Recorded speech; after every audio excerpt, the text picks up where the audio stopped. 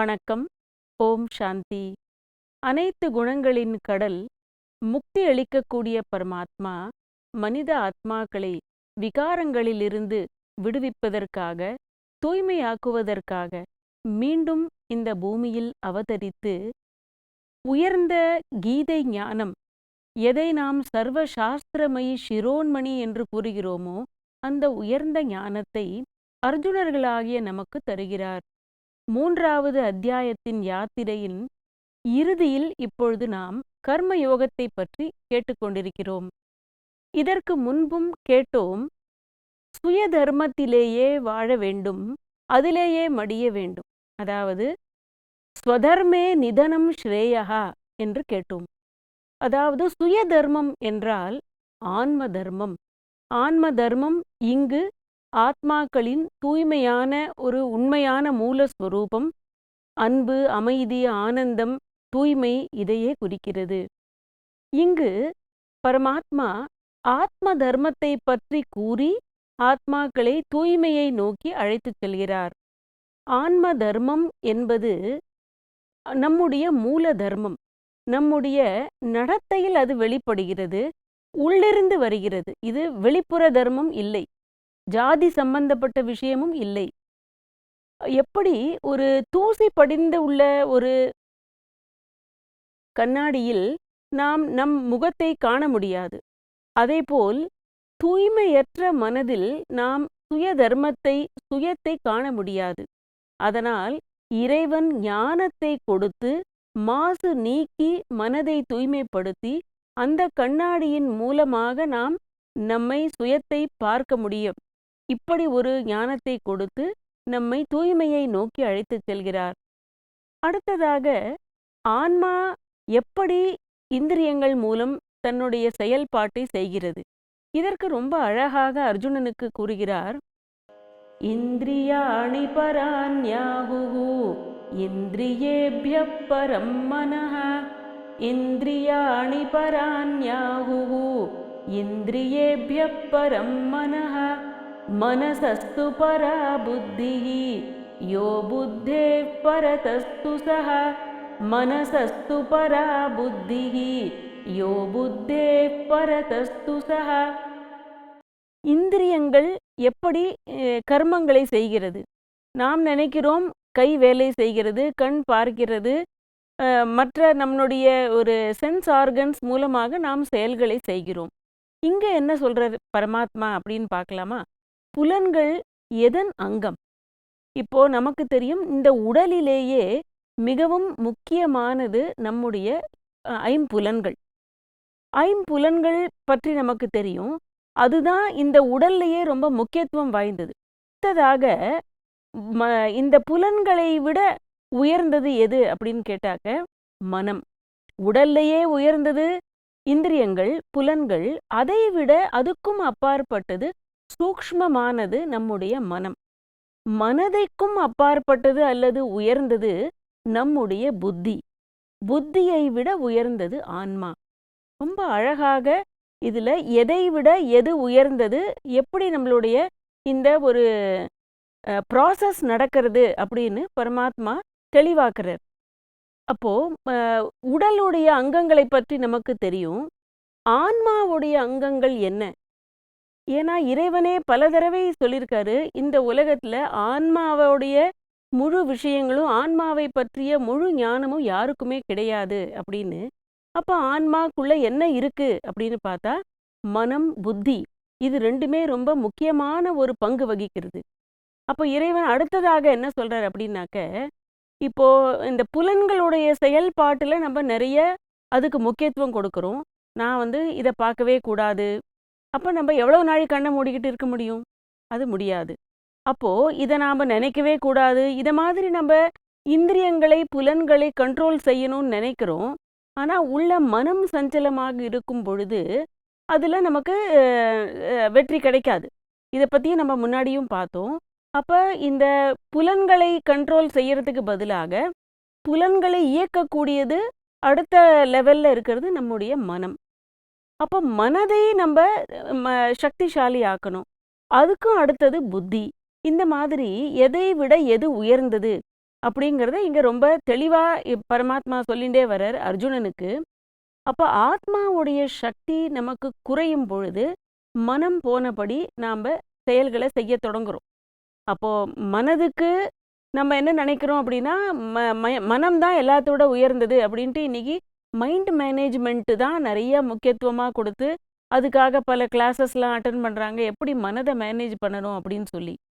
ஆனா mind management அப்படிங்கிறத விட செல்ஃப் மேனேஜ்மெண்ட் அப்படிங்கிறது தான் முக்கியம். அப்போ அந்த செல்ஃப்ல இன்டலெக்ட் என்னுடைய புத்தியும் வருது. ஆன்மாவை நான் எப்படி சக்திசாலி ஆக்கணும், மனதை மட்டும் நாம் கண்ட்ரோல் பண்ணணும்னு நினைக்கும் பொழுது மனதை விட உயர்ந்த புத்தி. அப்போ புத்தி பவர்ஃபுல்லா இல்லை அப்படின்னாக்க மனம் போனபடி தான் நாம் செயல்களை செய்வோம். மனம் எங்க நம்மளை இழுத்துக்கிட்டு போகுதோ புலன்கள் அது பின்னாடியே போகும். மனம் ஃபர்ஸ்ட் முன்னாடி போகிறது. இந்த மாதிரி நம்ம குதிரையை பத்தி கூட நம்ம நிறைய கேள்விப்பட்டிருக்கோம். எப்படி ஒரு ராஜா ஆன்மா குதிரையை எப்படி இயக்கிறதோ அதே போல மனம் மற்றும் புலன்களை இந்த புத்தி தான் இயக்கிறது.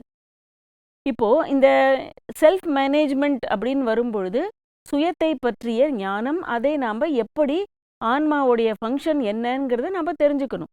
அடுத்ததாக நாம் மகிழ்ச்சி அப்படிங்கிறது இதுக்கு முன்னாடி நம்ம பார்த்தோம், புலன்களுடைய ஆதாரத்தில் கிடையாது. இப்போ ஒரு சின்ன உதாரணத்திற்கு ஒருத்தர் பெங்களூர் போகிறாரு. அங்கே ஹோட்டலில் புக் பண்ணணும் அவருக்கு. அப்போ அவர் கேட்குறாரு, நான் ஹோட்டல் ரூமை பார்க்கணும், எனக்கு பிடிச்சாக்க நான் புக் பண்ணுவேன் அப்படின்னு சொல்கிறாரு. அப்போது அந்த மேனேஜர் சொல்கிறார், நீங்கள் 500 rupees டெபாசிட் பண்ணணும், உங்களுக்கு நான் எல்லாமே சுற்றி காட்டுவேன், நீங்கள் பிடிச்சிருந்தா புக் பண்ணுங்கள், ஒருவேளை உங்களுக்கு பிடிக்கல அப்படின்னா நான் அந்த டெபாசிட்டை ரிட்டர்ன் பண்ணிவிடுவேன். அவர் 500 ரூபாய் அவர்கிட்ட கொடுக்குறாரு. இவர் அந்த ஹோட்டல் ரூமுக்கு அழைச்சிட்டு போகிறதுக்கு முன்னாடியே ஒருத்தர் வர்றாருங்க. அவங்க அவங்களுக்கு சம்பளம் கொடுக்கணும். அவர் 500 ரூபா பேலன்ஸ் இருந்தது. அந்த 500 ரூபா நோட்டை அவர் கொடுக்குறார். உனக்கு உன்னுடைய சேலரியில் மிச்சம் இருக்குது, இந்தாப்பா 500 ரூபா. முதல்ல இவர்கிட்ட இருந்த அந்த 500 ரூபா நோட்டு மேனேஜர் கிட்ட போச்சு, அங்கிருந்து அங்கே இருக்கிற ஸ்டாஃப் கிட்ட போச்சு. அப்போ அந்த ஸ்டாஃபு வீட்டுக்கு போகிறாரு. வீட்டுக்கு போயிட்டு தன்னுடைய மனைவி கிட்ட அந்த 500 ரூபாயை கொடுக்குறாரு. நீ மளிகை சாமான் கூட மிச்சம்னு சொன்னே, இந்த 500 ரூபாய் இந்தா அப்படின்னு சொல்லி. அப்போ அந்த 500 ரூபாய் கையில் வந்த உடனே அவங்க கொண்டு போய் அந்த மளிகை கடையில் கொடுக்குறாங்க.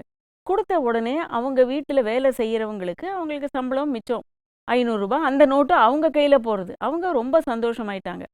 அந்த 500 ரூபாயை எடுத்துகிட்டு போகிறாங்க. அவங்க பால்காரங்க அவங்க அந்த பசுவுக்கு வெட்டினரி டாக்டர்கிட்ட அழைச்சிட்டு போகணும்னு சொல்லி அவங்களுக்கு பணம் போறலை. அந்த 500 ரூபா நோட்டு அந்த டாக்டர் கிட்ட போகிறது. அந்த டாக்டர் அதே 500 ரூபா நோட்டை எடுத்துக்கிட்டு இந்த ஹோட்டலுக்கு வர்றாரு. நான் ஹோட்டலில் தங்கினேன், எனக்கு அப்போ பேலன்ஸ் கொடுக்க முடியல, இந்தாங்க இந்த 500 ரூபாய் அப்படின்னு அவர் கையில் திருப்பி கொடுக்குறாரு. வெறும் நோட்டு தான், அதுக்கு எந்த உயிரும் இல்லை. ஆனால் அந்த நோட்டு இத்தனை பேர் கையில் போய் இத்தனை பேருக்கு மகிழ்ச்சியை கொடுக்கறது. உயிரில்லாத ஒரு பொருள் இவ்வளவு மகிழ்ச்சியை கொடுக்க முடியும் அப்படின்னா, நான் ஆத்மா சக்திசாலி ஆகும் பொழுது, என்னுடைய சுய தர்மத்தில் நிலைத்து இருக்கும் பொழுது நான் எவ்வளவு மகிழ்ச்சியை பகிர்ந்து கொள்ள முடியும். ஆனால் நாம் மகிழ்ச்சியை பௌதீக பொருட்களில் பார்க்கும் பொழுது அது ரெஸ்ட்ரிக்ட் ஆயிடுது, அது டெம்பரரி ஆயிடுது. அப்போ அந்த மகிழ்ச்சி நிரந்தரம் இல்லை அப்படிங்கிறது நமக்கு தெரிய வருது. அப்போ அதனால இறைவன் இங்க அர்ஜுனனுக்கு ஆன்மாவை சக்திசாலி ஆக்கணும் அப்படின்னா புத்தியை நீ பவர்ஃபுல் ஆக்கணும். அப்போ நம்ம இதுக்கு முன்னாடி கூட பார்த்தோம், புத்தியை நம்ம எப்படி புத்தியோட பேசி அதுக்கு பயிற்சி கொடுத்து தான் நாம் பவர்ஃபுல்லாக ஆக்க முடியும்.